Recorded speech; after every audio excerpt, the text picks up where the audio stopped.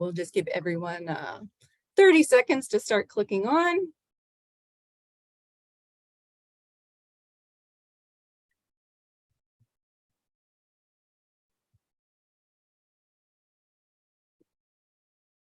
And you can still see my slides, right? Yeah, no, it's perfect, Eric. Because nobody came here to see me. Now they know your face, so that's good. Yeah. Okay, well, it looks like some people are logging in, so this is great. Welcome everyone to today's webinar on Blockchain 101. I'm Erin, I'm from Supply Chain Manitoba, along with Eric, who's doing the presentation, and Carrie Chan, who is our marketing manager. I want to wish everyone happy holidays. It's great to see that people are logging in, and I know some are already on holidays, so if you're watching in the comfort of your PJs, good on you guys. I hope to be there soon next week. As I mentioned, Eric will be presenting today's webinar. We also have another upcoming webinar on January the 10th, and this is on achieving a circular supply chain, 10 best practices and steps. So if you want to register for that, please go to our website at www.supplychainmb.ca. In addition to that, during Eric's presentation, if anyone has any questions, please feel free to put them in the chat function. Carrie and I will be monitoring them. They're at the bottom of your screen, and then we'll facilitate those at the end of the presentation. And lastly, I just have a little land acknowledgement just to read, and then Eric, you can take it from there. So I would like to begin by acknowledging the Indigenous people of all the land that we are on today. While we meet today on a virtual platform, I'd like to take a moment to acknowledge the importance of the lands which we each call home. We do this to reaffirm our commitment and responsibility in improving relationships between nations and to improving our own understanding of local Indigenous people and their cultures. From coast to coast, we acknowledge the ancestral and unceded territory of all the Inuit, Métis, and First Nations people that call this land home. All right, Eric, I am going to put myself on mute so you can take it from there. Well, thank you very much for that very kind introduction. And hello, everyone. Appreciate you sharing your sandwich time with me to learn about blockchain technology for your supply chain.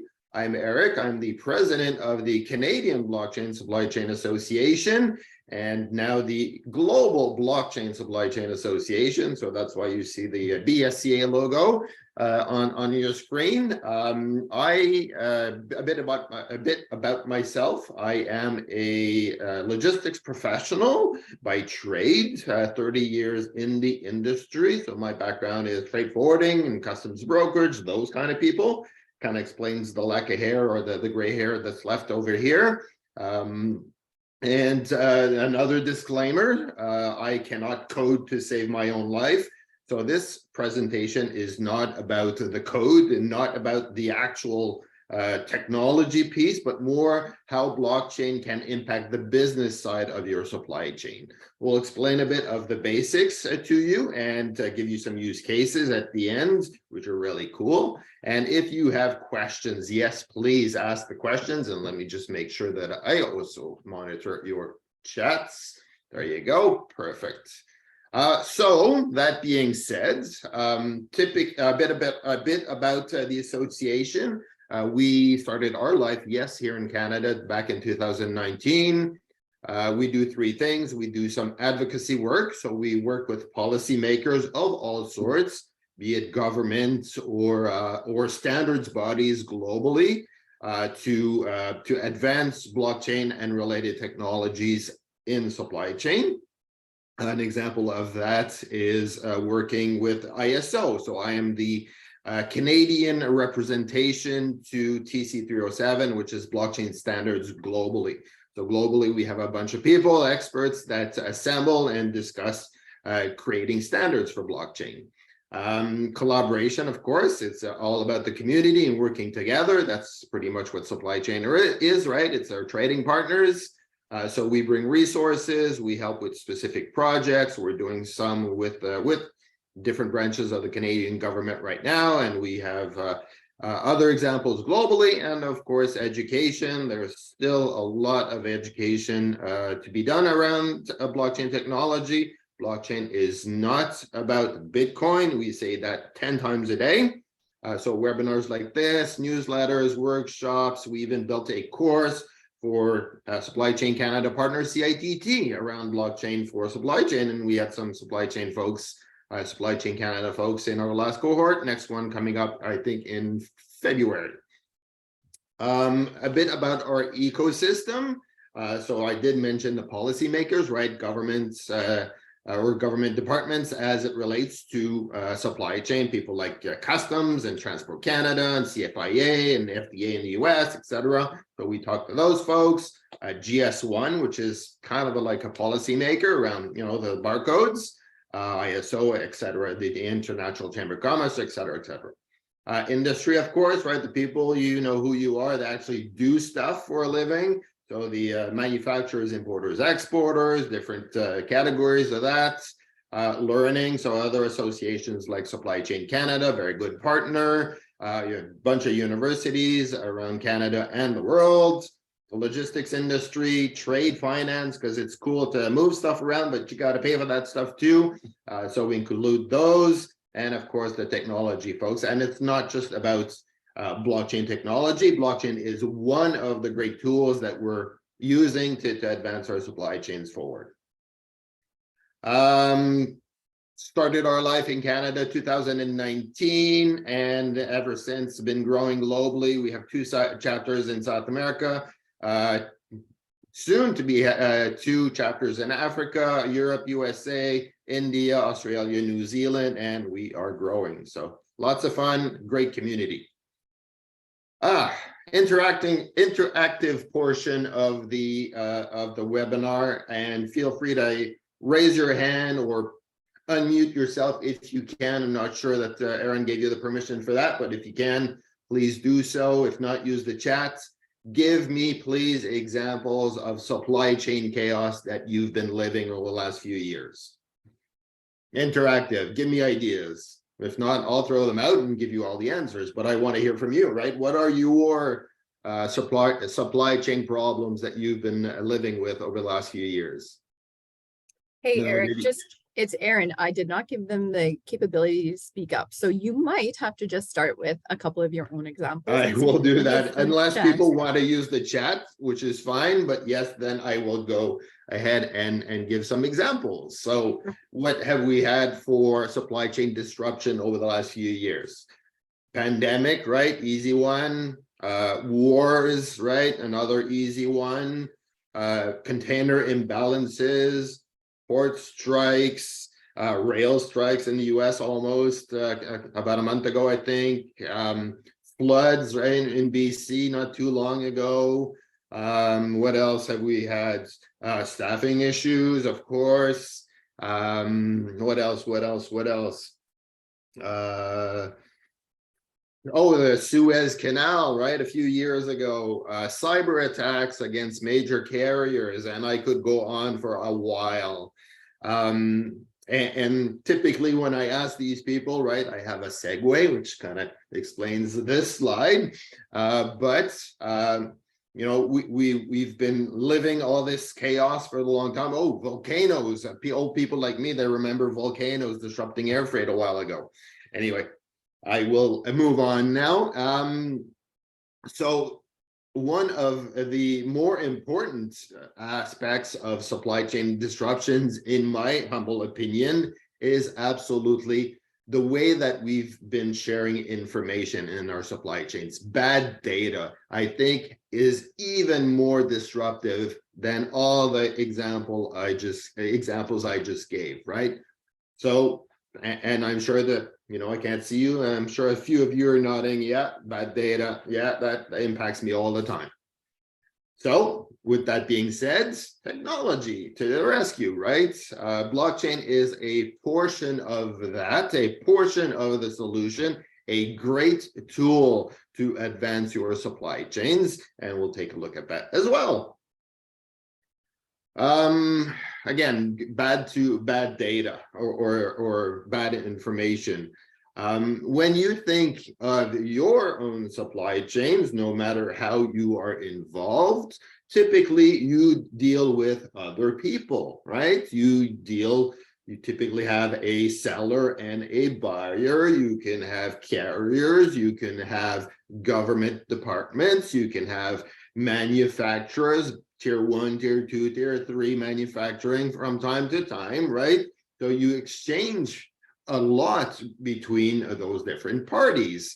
And some studies have shown that you as a company exchange at a very minimum across with other organizations between 2 and 5 different business processes. That was harder to say than I thought it would. So you exchange between other companies a lot of different business processes. And unfortunately, lockdowns in China, yes, very much so, absolutely. Chip shortages, right? That one also came to mind in China. Thank you, Valerie. Going back to the organizations that we exchange information with, a lot of us still use very outdated modes of communication. God forbid, and I'm sorry if you still do, exchange by fax, right? My most hated word right now, faxes. I have 2 hated words. I'll mention the other one. But even if you're sending an email with PDFs, right? That's still using paper in some way. That's still a physical piece of paper, which is hated word number 2, physical paperwork. Goes to show that I like electronic stuff, but we're still exchanging information in very outdated or manual ways. A bill of lading that we're putting in a UPS or DHL envelope with by mail with a stamp on it, shipping that across the world is very laborious as a process. Even EDI, for those who use EDI, which is the more robust electronic form to exchange information, EDI, for those who don't know, was invented during the Second World War. Came popular in the 70s and 80s, so that makes it a 70-year-old technology. And for some, it still works fine, and that's awesome, right? But I think that as an industry, we could do better. And I'll talk about EDI a bit later on. Still a very linear way of exchanging information. Information and bad information is very costly. Big numbers on screen, but let me simplify a few examples for you. I'll give you some examples, or a very oversimplified example. Let's say that you are sending me a truckload of widgets, right? A shipment of something. I typically use a funny example. I said, you're sending me some beer. Aaron, I'll send you a box of wine, right? So you're sending me something, but I forgot to tell you that I've moved my warehouse down the street because of XYZ reasons, right? There is a direct cost to that information. There is a reshipping charge potentially. I forgot to send you that bill of lading from overseas, and you have detentions or customs penalties because there's wrong information on there. That is very costly, and we do have a lot of that in our industry. Enter emerging technologies, right? Big flashy slides. What do we mean by emerging technology when it comes to supply chain? Typically, we talk about 3 different technologies, and there's even a 4th. But typically we talk about IoT devices, right? Little sensors that are collecting information in automatic ways without human intervention, and collecting a lot more data than we can as humans. Blockchain technology, which is a way to share information in an electronic form, and I'll talk about blockchain, that's the point of today. And artificial intelligence, of course, to make sense of all this new information that we will be collecting. People say that we will have billions of IoT devices in the years to come, and that's a lot of information to either store or make sense of, right? So technology is here to help, and it's doing it today. So more importantly, what is blockchain? Blockchain is a ledger. Never mind the crypto stuff, never mind the cryptocurrency stuff, never mind Bitcoin, never mind the FTX and all that nonsense, or that's happening in the media. Blockchain technology is an electronic ledger, pure and simple. Yes, there's cryptography behind it, which makes it very secure. It can be distributed, right? That's a bit of the intent of blockchain technology or distributed ledger technology. So, and that has its advantages. I'll talk to you about that. But think of blockchain technology as an electronic ledger. What other kind of ledgers do we have? Our bank statements, right? And I'll come to that, but remember the bank statements. So, concepts behind blockchain technology. First concept is distributed ledger or distributed ledgers, right? So what is a distributed ledger? Again, going back to the banking example, the image on the left represents a bit what happens in your bank. The bank owns the information that you provide to them. Yes, you provide to them, transactions, or you provide them probably a lot of money, hopefully so for you. Credit card companies send them information. Retailers send them information. There's a lot of information coming in from different parties into your bank, but the bank owns the single version of the truth, right? They control that information centrally, typically. And if they decide to change that information, and yes, we have some good protection measures here in Canada, not true all over the world, but if the bank wants to change something, they can, because they own that single version of the truth. In a distributed model, we all have that same version of the truth. So I am a party, Aaron is a party, Kara is a party, Dave's a party, Damien's a party, Rebecca, LaDonna, Elahe, I hope I pronounced that right. I apologize if I butchered your name. We all have that ledger on our systems, on our servers, and they're all talking to each other in real time, more or less, right? So if I decide to change something, you all see what I'm doing at the same time that I'm doing it. So think how powerful that is to be building trust.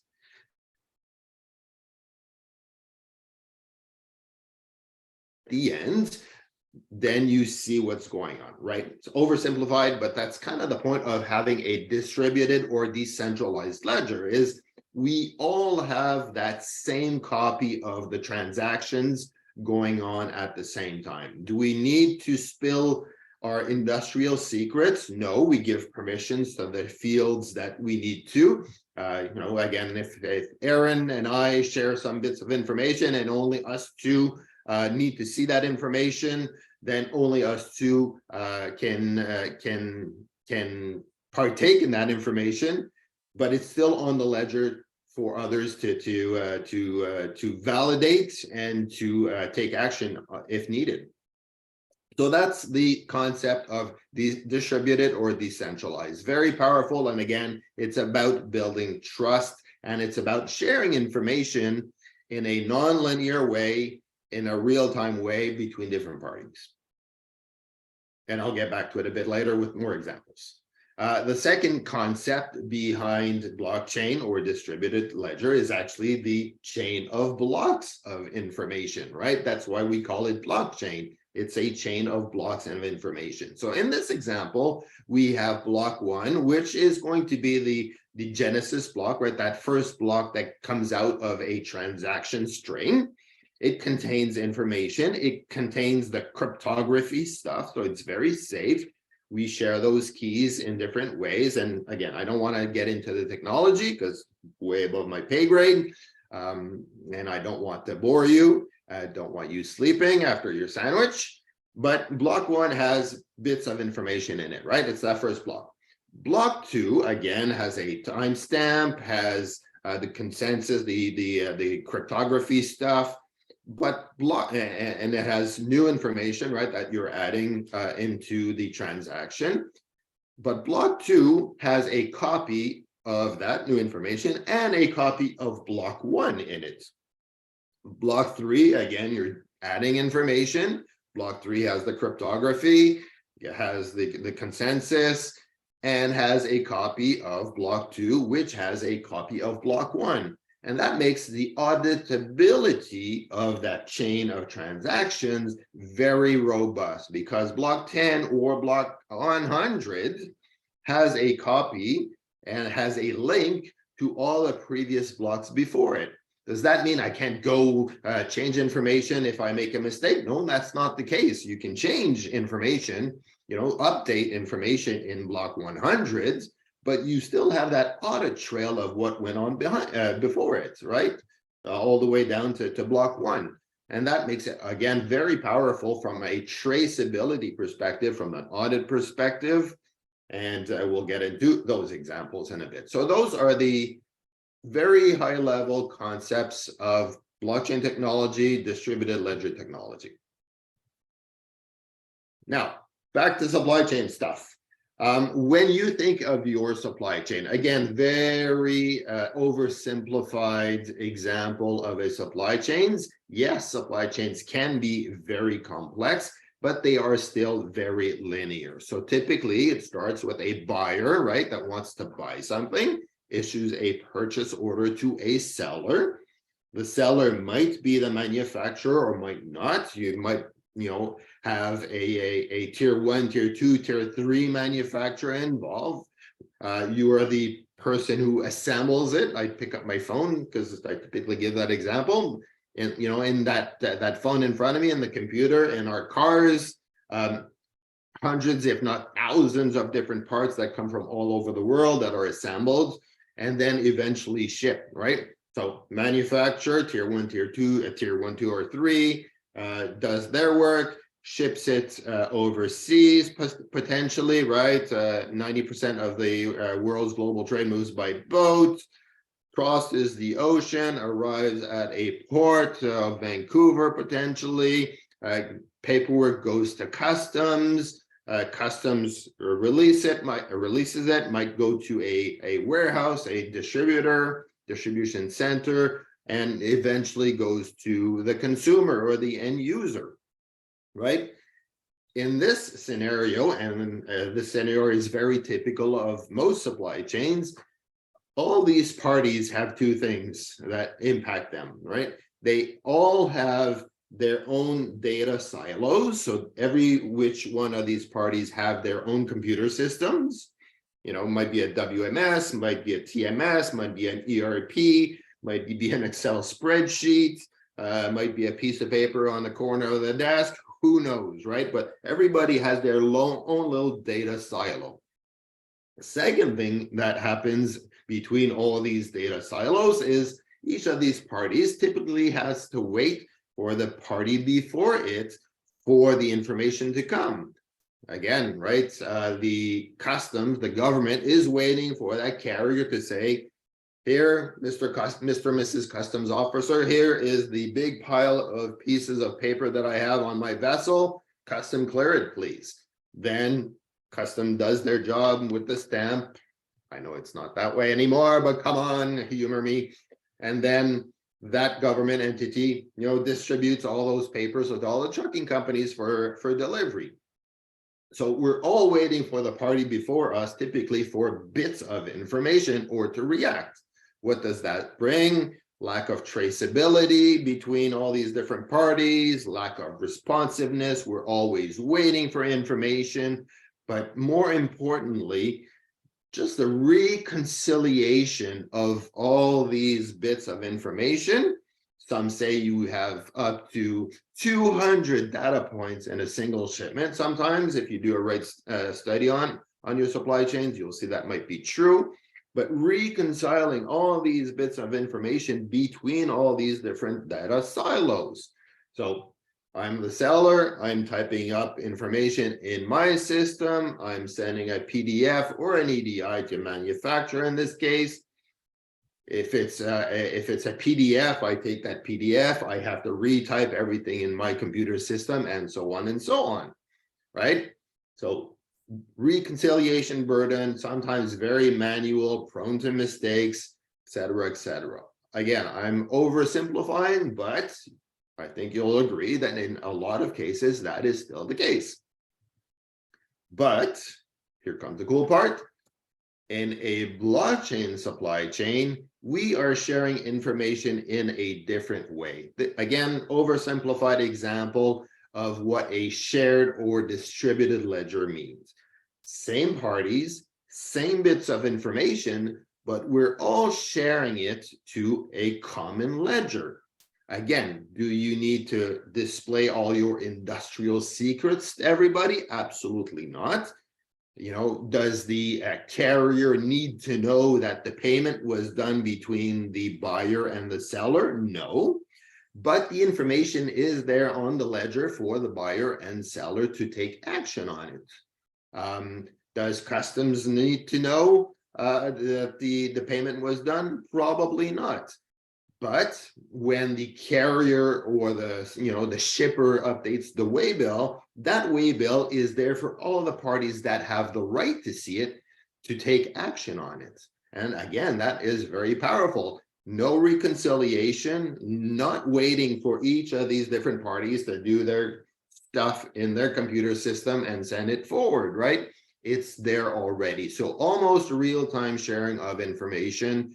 No reconciliation between everybody. It's digital, right? So no more paper, no more physical paper to get lost or, sent by a DHL envelope across the world.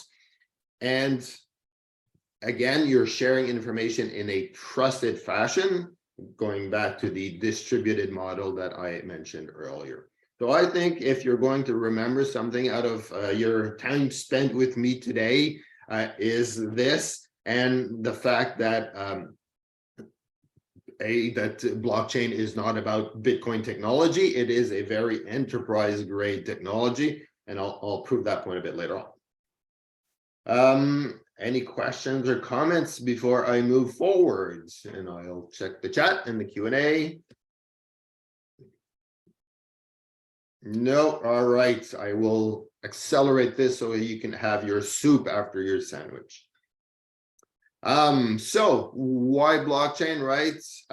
There is no other technology right now where you can share information in a distributed manner. Again, and this is another important point that I forgot to mention earlier, giving you that example of several servers, right?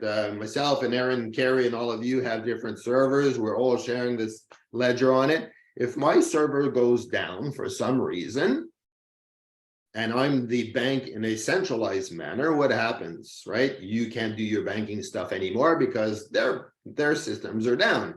In a distributed manner, well, life goes on, because if we're 10 parties that have 10 different servers with this single version of the ledger that's all working together, if my server goes down, well, the other 9 people can continue doing business, and when I fix mine, it just catches up, right? So no central point of failure.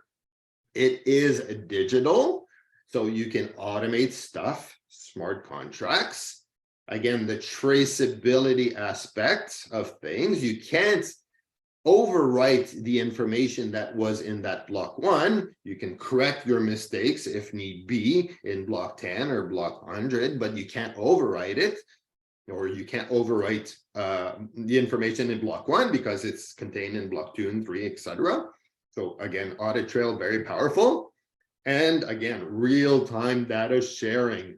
Just think of any data point in your supply chain, a description of the goods, a reference number, right? A PO number, very basic. How many times do you recreate that across different systems? And how many times is somebody waiting for that reference or that name or that value across the entire supply chain? Imagine if you could share information in real time across a whole bunch of different people. That'd be awesome, right? Blockchain technology. Do you need to completely blow up your ERPs or your TMSs or your WMSs to use blockchain technology? Absolutely not. You do not. It is a technology layer. It is a protocol that resides somewhere else from your ERP. And I'll again show you more examples of that. Now the fun stuff. Real life examples of how blockchain technology is being used. And I'll go in reverse order here. I'll start with the Volvo example. So Volvo and Mercedes and Tesla and a few others. All right, I'm seeing a question. Back to the slide. Back to Eric. So question, back to previous slide. Can you set access rights to certain information, say manufacturer? Absolutely, right? So if I go back to this, you'll see, Damien, that there are some in gray and some information in white. So for example, the purchase order, you would grant access rights to the seller and the buyer. It's still on the ledger, right? But only the buyer and the seller would see the exact bit of information that you're giving them access to. So in this case, the seller and the buyer would have access rights to the purchase order number, and the carrier or customs would not, but it's still on the ledger, right? So I hope that answers your question.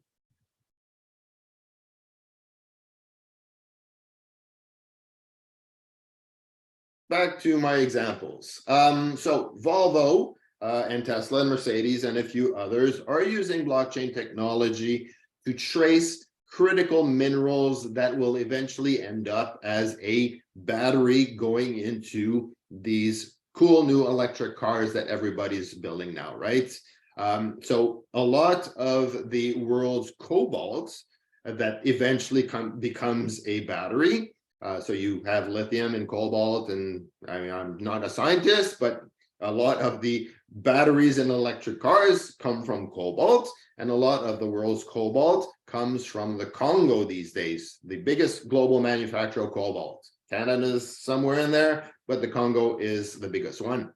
Unfortunately, in the Congo, they still have today in 2022 child slave labor issues. Does Volvo or Tesla or Mercedes want to be caught with child labor in their supply chains? Do you? I don't think so, right? So they put their cobalt supply chains on blockchain technology, and they can trace through the, I think is 11 different, no, 10 or 11 different partners that transform that cobalt all the way up to a battery that goes into the car. So they can, from a certified mine, certified child labor-free mine in the Congo, trace the mineral through the supply chain and prove that they don't have child labor in their supply chains, right? Very powerful. What did you do before that? Paperwork. Unilever, Knorr, right? The little packets of sauces or soup that we have in our grocery stores. Unilever in Vietnam was noticing that they were losing some market share to a lesser, cheaper competitor of their pork soup, very popular in Vietnam, apparently. So what did Unilever do? Again, they put their supply chain on blockchain, and the consumer with their smartphone can scan an individual QR code on each packet of soup that will show to the consumer where the pork came from or where the ingredients came from, and that it came from a certified farm in, a certified pork farmer in the region. shows the certificate and shows a certain portion of their supply chain. They don't have to show everything, but they show the important stuff to build consumer trust. So by showing parts of your supply chain to consumers, you can build trust. Think about all the greenwashing going on. Is your coffee fair trade? Is it environmentally friendly? Is it organic? Is it Amazon deforestation free? Consumers are expecting more. Now we're talking about climate change a whole lot, right? Greenwashing, my goodness, there's a lot of greenwashing out there. But if you can prove that your supply chain, that you've been counting carbon emissions, and it's doable, it's complex, but it is doable. You can count the amount of carbon that goes through your supply chain using, again, blockchain technology as a great tool for that. And Walmart Canada, another great example, and I think that my next slide is about them. So reverse order, why do I finish off with Walmart? Because it is a great Canadian example, and I'll give you a few more at the end, but a made in Canada solution, and apparently still today, one of the biggest blockchain in production solutions globally. Yes, made here in Canada. So what's it all about? Walmart Canada does approximately 500,000 shipments annually between their distribution centers and their stores, right? Big DCs across the country, shipping it to the stores all the time, picking up goods, all that stuff, shipping it to the stores. 500,000 shipments annually. Of those 500,000 shipments, using 70 or so trucking companies, 70% of the invoices for those 500,000 shipments were in dispute. Hopefully you don't have Walmart people on your call, Aaron, because I will be quite shy. But Walmart and other, large retailers are known in supply chain sometimes and logistics to be quite picky, right? They have their conditions, and if you don't meet their conditions, well, they don't pay your invoice. And that was the case. In this case, 70% of 500,000 shipments annually were in dispute. They said, enough of that, we need to do something about it. They started their business process mapping. So they mapped their invoicing process, and they identified 11 steps. And this is common stuff for most of us. Pick up a shipment, tend to the goods, pick up the shipment, deliver the shipment, send your invoice after the fact. If there's a problem on it, think waiting time, incorrect surcharges, you name it. Dispute that invoice, send it back to the carrier. Why did you overbill me by, X amount? Carrier says, well, excuse me. Carrier says, well, I had to wait an extra 20 minutes for our contract, so I'm bill you, waiting time. Send that dispute resolution back to Walmart. Walmart looks at it. Okay, perfect. I will then pay your invoice. They identified 11 steps, and this is where I take a little sip of water. So 11 steps to their invoicing process. And again, this is typical, right? Think of your supply chains. If you're shipping stuff, you ship stuff, you deliver stuff, you invoice. If there's a dispute, you resolve that dispute, and then you pay the invoice. Invoicing after the fact. So again, 70% of 500,000 shipments would delay the payment to these 70 or so different trucking companies by 6 to 8 weeks beyond the contracted time, right? If their terms would net, 60 days, that would be an additional 6 to 8 weeks after those 60 days. Walmart actually overpaid the invoices almost 40% of the time. 38% of the transactions were overpaid just by the sheer amount of transactions going on, no control over stuff, overpaying. And imagine, again, all the back and forth of emails and paper invoices or spreadsheets going on between all these parties having to recreate stuff or having to fight over stuff, and your quarterly business meetings, why aren't you paying my bills? Why are you invoicing me incorrectly, right? We all hear that if we've been in the business long enough. But by putting everybody, 70 different trucking companies, on a common platform based on blockchain technology, they were able to actually rejig, reinvent their invoicing process. And by doing that, they were able to eliminate 6 of those 11 steps and bring it down to 5. Again, oversimplified, but instead of invoicing after the fact, which is something we do on a daily basis, the invoice is actually generated when the shipment starts. So the invoice is generated there, pick up the goods, get to the Walmart store, common platform between everybody. Carrier XYZ can only see his stuff. He can't see the stuff for carrier ABC and GHG or whoever. Forgot my alphabet apparently. XYZ, yeah, easier. They can't see everybody else's activity, but again, they're all sharing this ledger with access rights to their own bits of information, right, Damien? And they can all act on it since they have this shared ledger. So either they act on it in a live fashion. Again, another example, if the contract says the trucking company has 30 minutes to deliver, or Walmart has 30 minutes to offload the truck once it gets there, right? And it gets to 20 minutes in, somebody can pick up the phone and say, hey, hurry up, you only have 10 minutes left. Or they can pre-approve that eventual dispute because they know that Walmart store is having problems that day, right? So pre-approving that dispute, or in a lot of these cases, using the trusted information from IoT devices that pinged the truck when it entered, or identified the truck when it entered the geofence of that store, and then the truck left, right, the geofence of that store. And if the time spent between the entering of the geofence and exiting of the geofence was below 30%, the invoice that was already generated is automatically approved.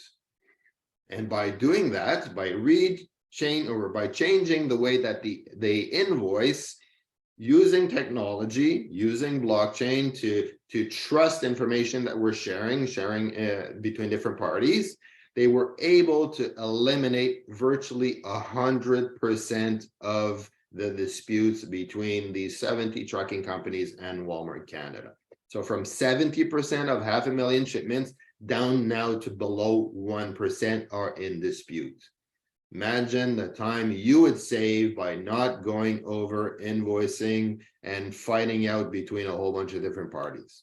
Think about that for a minute or two. Very powerful, made in Canada, and we love it. And there's a rumor that Walmart Canada, remember those 38% of overpaid invoices? Apparently they've saved about $30 million by using the platform. How much did it cost? I have no idea, secret of the gods, but they have saved a ton of money, and they're already looking into other potential uses of blockchain for their processes.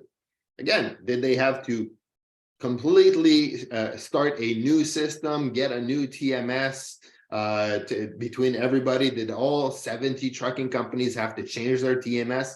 Absolutely not. You can use, most of the time, your existing resources and build that extra layer of technology that is called a distributed ledger.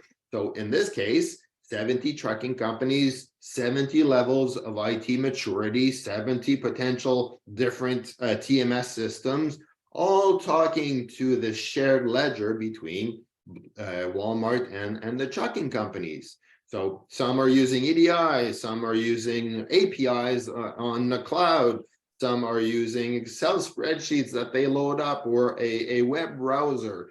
right? 70 levels of IT maturity, all using blockchain together. The only people kind of losing out in this equation is the freight payment people, because they don't have all these disputes to resolve anymore. Imagine the time and the energy saved. Thank you. Before I get to that, any other questions? Damien, you've been my rock star. Come on, give me another question. I'll stay put. All right. I know people want to have their soup and their dessert, so I'll speed it up. Again, great made in Canada solution. We are very proud of it. In the very beginning, right, remember that I said blockchain is not about cryptocurrencies. It's not about Bitcoin. This slide shows enterprise uses of blockchain technology. So at the very bottom, you have different technology, blockchain technologies, forgive me. On the left, you have Hyperledger Fabric, which started off at IBM. You have Ethereum, you have Bitcoin, you have others. A lot of them are used for, yes, the crypto stuff, but again, Hyperledger is used for enterprise. And if you look at some of these logos, you'll see pharmaceutical, you'll see oil and gas, you'll see electronics, you'll see mining, you'll see retail, you'll see food. A lot of it is enterprise grade solutions. On the left, Hyperledger Fabric. And again, I'm not here to sell any specific technology, but Hyperledger is very known for enterprise solutions. And that's where a lot of the fun is happening. It's not the crypto stuff. It's not about Bitcoin. Another great slide that I love to talk about. Every year, Forbes, right, big media company, publishes a top 50 blockchain companies list. So they've been doing it for a few years. The list for this year, again, you would think, thinking blockchain technology, you would think, oh, it's all about the crypto stuff. Well, no, 28% of the Forbes top 50 are supply chain related, not banking, not crypto, not other stuff, supply chain related. Again, you have shipping, you have mining, you have automotive, you have financing, you have traceability, you have healthcare, foods. That last example, Walmart, great thought leadership out of Walmart in the US and in Canada too. They were the first ones to put leafy greens on blockchain to trace back in case of a food recall. If you remember a few years ago, big E. coli around E. coli outbreak around romaine lettuce, right? In the old days, and it's true of pharmaceutical, if you had a recall, what would you do, right? If you have a bad batch of something somewhere, you have to trace back that farm where it came from. And to do that with paper would take a week to 9 days in the Walmart example. By using blockchain technology, because again, everything is linked together, traceability, they can do that in mere seconds. So instead of pulling off everything that's on the shelf, because you don't know what farm it came from, and they buy from hundreds of farms, instead of pulling everything off, they can target very specifically, well, it left from this farm and it went to that store, and just take that off the shelf instead of having a costly recall of absolutely everything. Technology, digitization. I mean, we're all talking digitization in supply chain. That's a great example of how it can be used. And 28%, almost 30% of the cases on the Forbes top 50 is supply chain related. So again, it's not about Bitcoin. A few great Canadian examples. We got to throw some Canadian stuff in there. DLT Labs, who are the folks behind the Walmart Canada solution, is also tracking critical minerals for tech.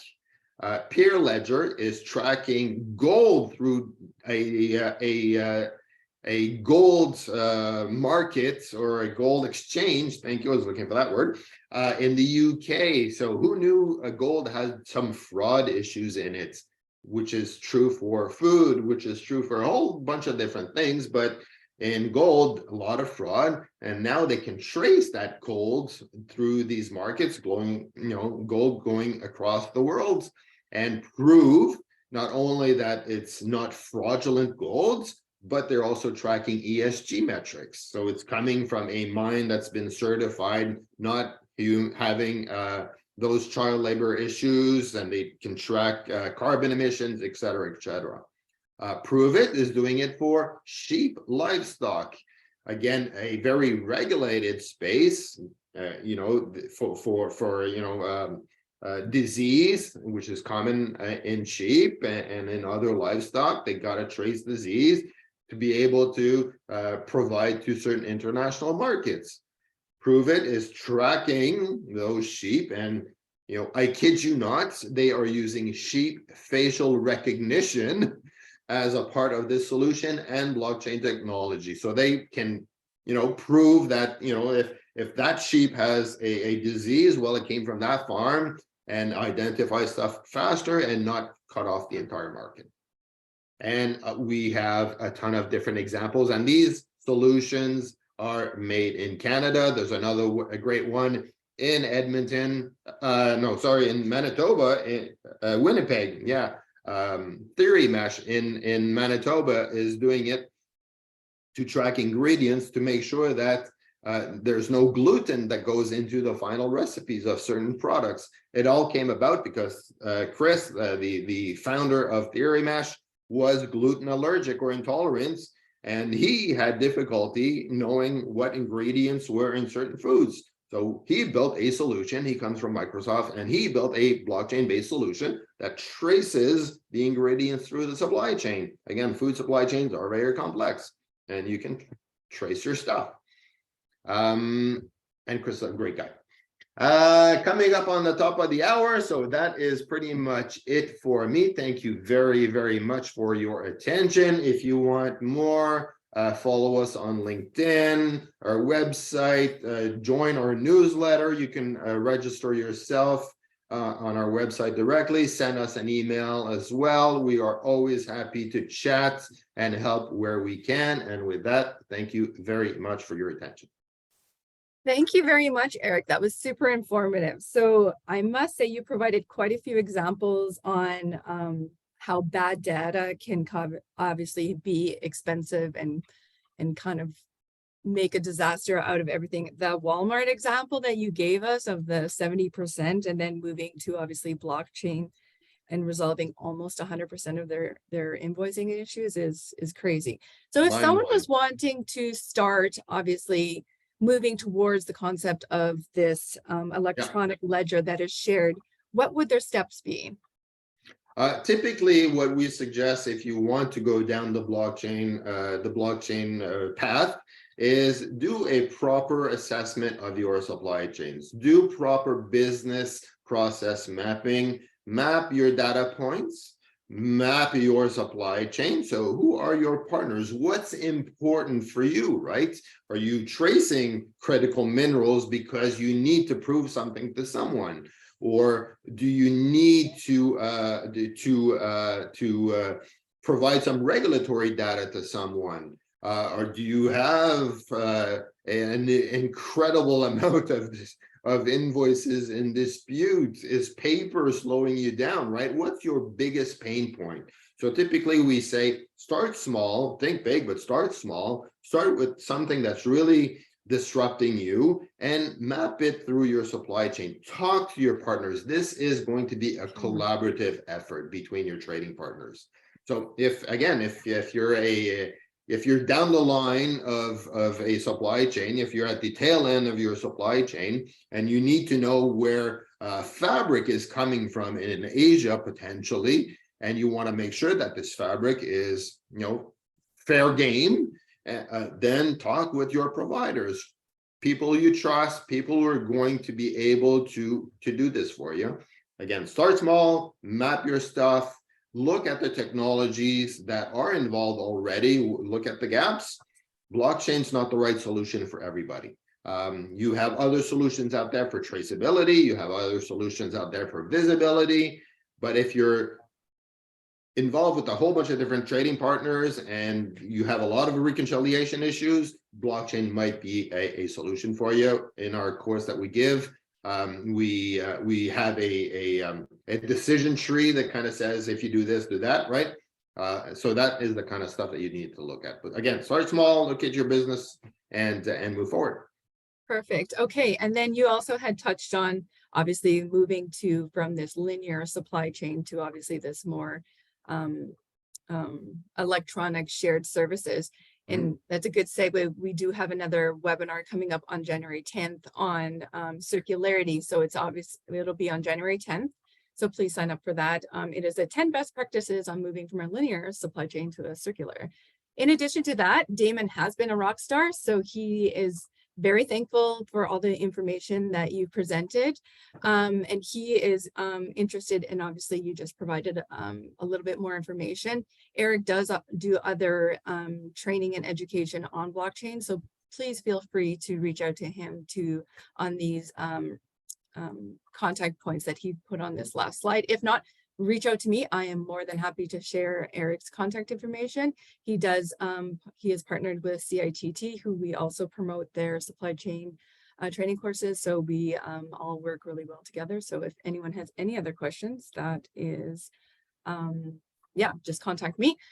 With that, I guess that's it. We are almost right on schedule, and I guess everyone is gearing up for the holiday season. So wishing everyone a happy holidays and safe new year, and we will see everyone in the new year. And again, thank you very much, Eric. I actually learned a ton on blockchain that I thought I already knew that I obviously didn't. So with that, take care, everyone, and we'll see you in the new year.